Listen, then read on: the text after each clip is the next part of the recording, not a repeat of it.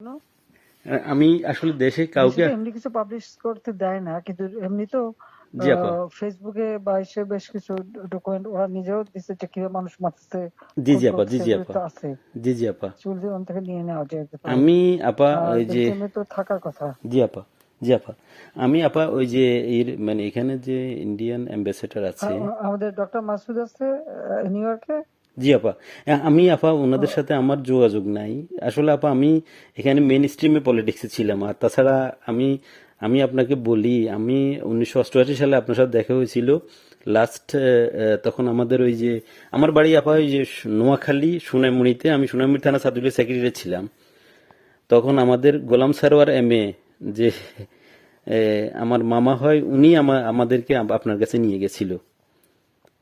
আচ্ছা আচ্ছা। এ, এ, তো এরপরে আপা আমি পড়ালেখার জন্য ইউরোপে চলে আসি। চিটাগং ইউনিভার্সিটিতে আমি হুম।